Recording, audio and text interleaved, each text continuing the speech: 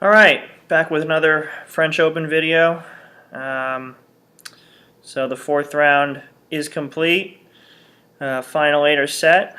And so wanted to come on and talk about what we saw in the last couple days and what's to come as far as the quarterfinals go. So let's start with the women. I think the storylines are a little bit more interesting here.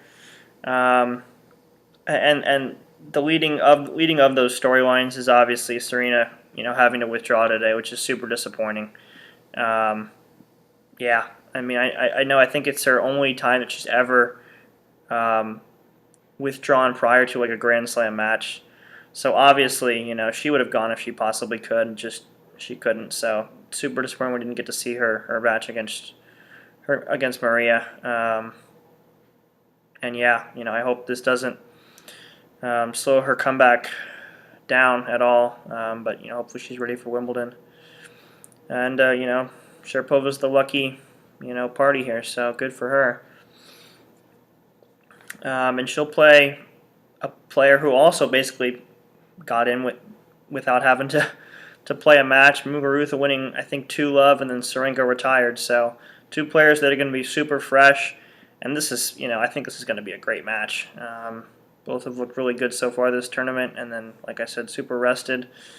Yeah, I mean, Muguruza just, playing great on the clay. She's won here before. Maria's won here before, and she's playing with confidence, so I would expect a tight three-set match for sure. And then in the other quarterfinal in the top half, we've got Halep and Kerber in a rematch of their amazing match earlier this year in Australia, so some storylines there for sure. Halep won easily today, 6-2, 6-1 against Mertens. So she seems to be getting better with each and every match. And Kerber, surprisingly to me, had absolutely no trouble with Garcia. 6-2, 6-3. I really thought that was going to be a competitive match, but Kerber clearly playing her best tennis of her career on clay right now. She's playing great, has not dropped a set. And again, I would expect another tight match here. I mean, these two have had great matches in the past, and especially the match earlier this year in Australia, probably the best match I've seen all year. I would give Halep the edge on clay, but it's hard to ignore Kerber's results, which she's done this week. But yeah, personally, I'm kind of rooting for a Halep and a Halep Muguruza semifinal. But honestly, you can't go wrong with any of these four. I mean, all great players. Bottom half, a little bit more open, very different. So I'm going to talk about the two Americans getting through, and they both did it in convincing fashion. Keys winning 6-4 or 6-1, 6-1, 6-4 over Buzumescu, who was a great story.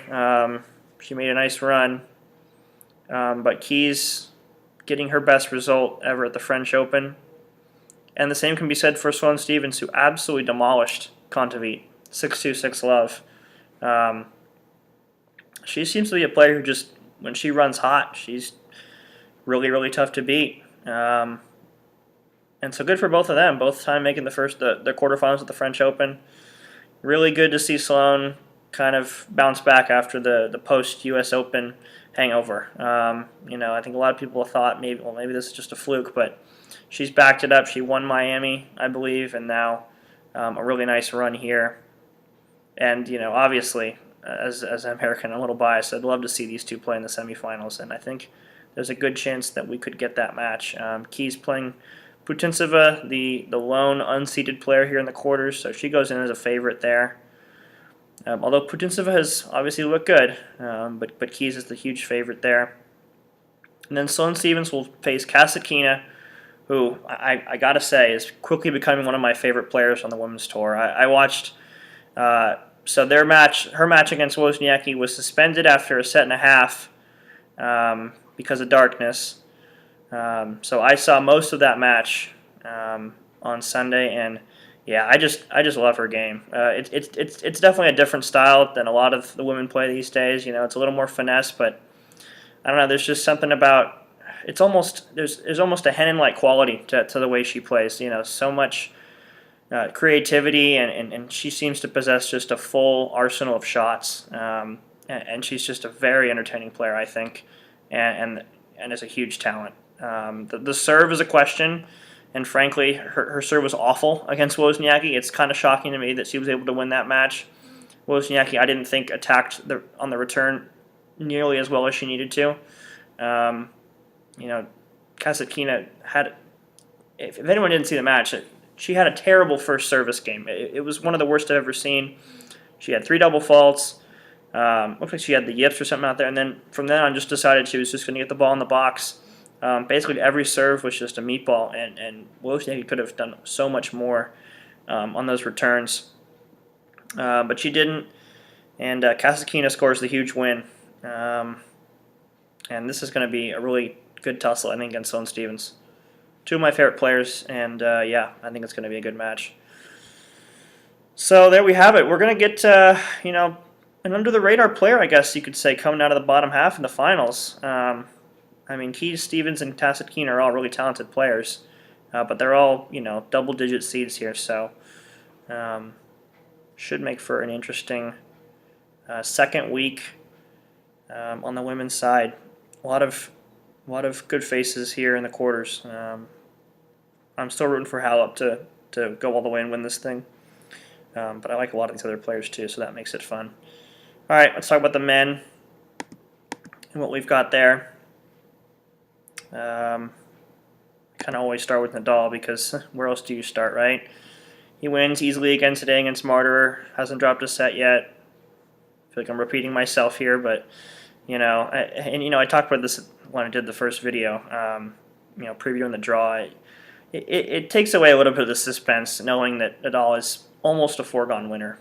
Here. It would take a spectacular effort from somebody to knock him off. Yeah, I mean, there's not much else to say. He's just doing his thing.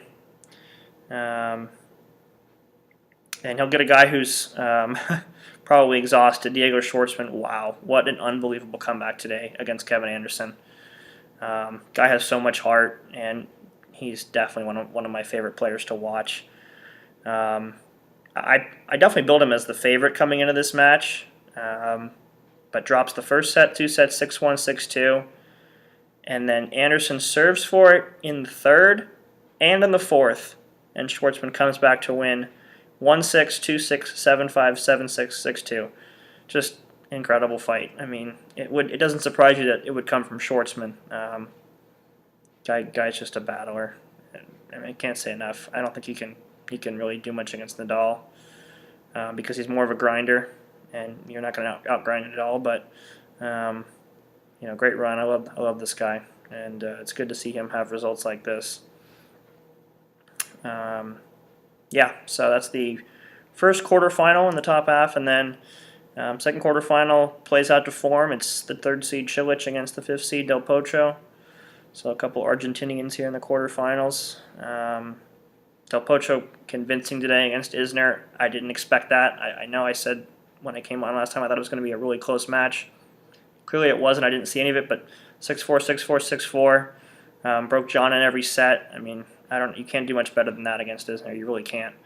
I had Del Potro, assuming fitness was good, I thought he was going to make the semis, and I feel really strong about that now. He dropped his first set of the tournament, and he has not dropped a set since, so he looks great. And I think he's the favorite against Cilic, who almost blew a 2-set lead against Fognini today, but he did get it done in 5 sets. So some big tennis there, big hitting to be expected. Quite the contrast from what we'll probably see with Nadal Schwartzman, but yeah, I like Del Potro in that match. And then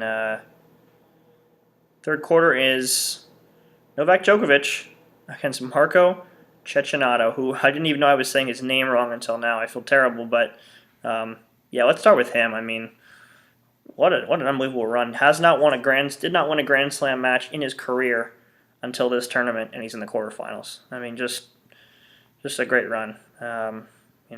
Typical clay court player. He gets by Carreño Busta, and then he gets by Goffin. I saw a little bit of that match. I don't really know what happened with Goffin. I think there might have been some fitness issues, but you can't take anything away from what this guy did. Huge win, just massive.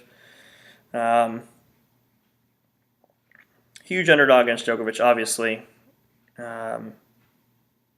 who's playing really well. I did have him get into the quarters.